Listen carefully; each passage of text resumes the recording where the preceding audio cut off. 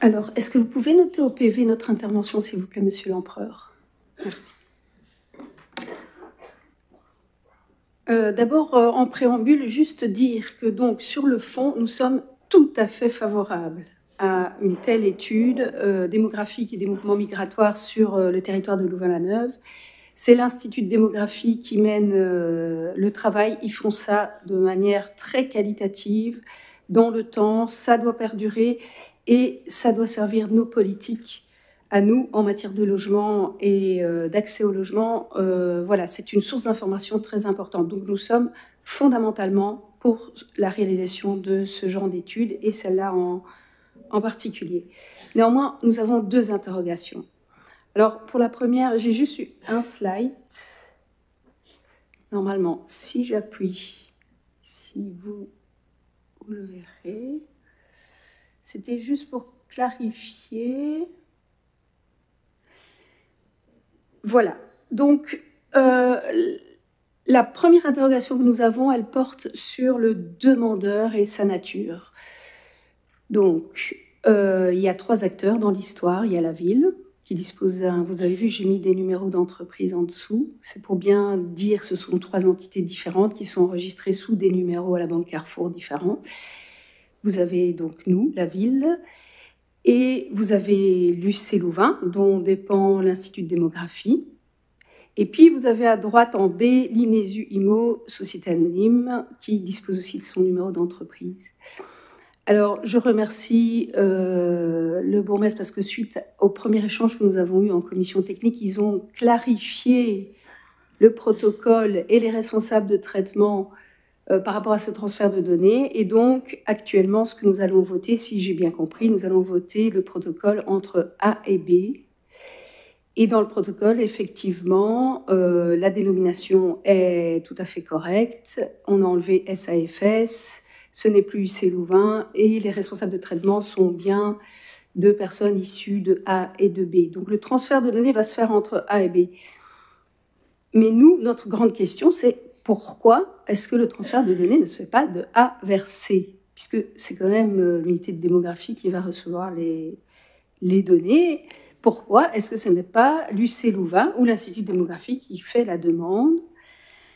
Ça, c'est notre première grande question, parce que pour nous, Inesu IMO, la société anonyme, c'est une société anonyme et il ne s'en cache pas, c'est le plus gros développeur immobilier du Brabant wallon. Ils se sont présentés comme ça lorsqu'ils ont dû présenter Athéna. Il ne faut pas se leurrer, c'est leur métier, ils ont besoin de retour sur investissement et donc ils ont des visées commerciales. C'est leur métier, c'est leur scope. Et leur numéro d'entreprise n'est pas le numéro d'entreprise de l'UC Louvain. On peut danser sur sa tête, c'est bien deux numéros différents, donc ils ont des responsabilités différentes. Et donc si le protocole est signé avec Inesu IMO SA, c'est eux qui seront responsables du traitement.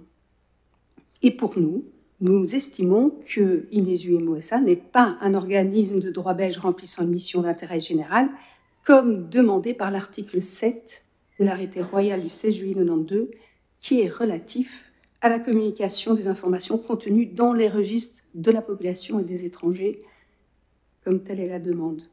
Et donc, pour nous, bien que mandaté par l'UC Louvain, le risque de conflit d'intérêts est non négligeable. Voilà, ça c'est notre première interrogation. La deuxième, c'est l'objectif de la demande.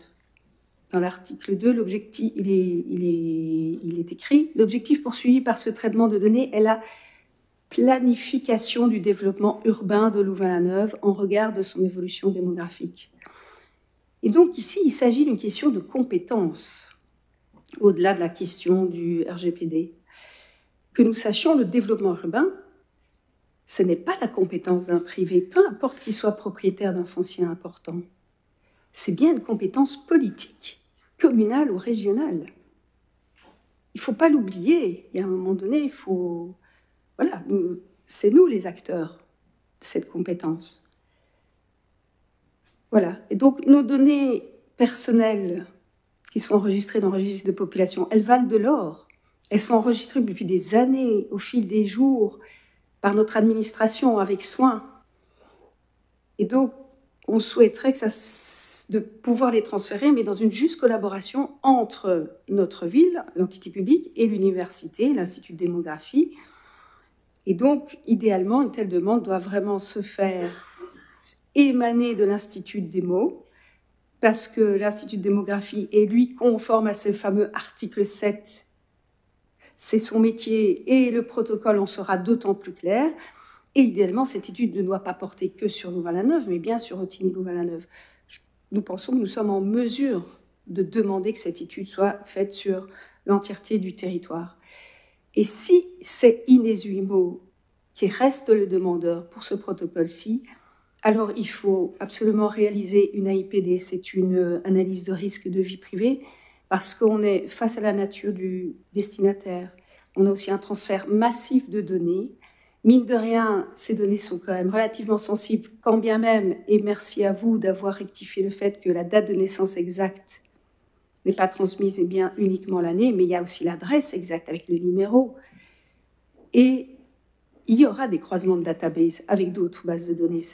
Et donc, c'est une obligation légale, normalement, de faire une AIPD dans ce contexte-là.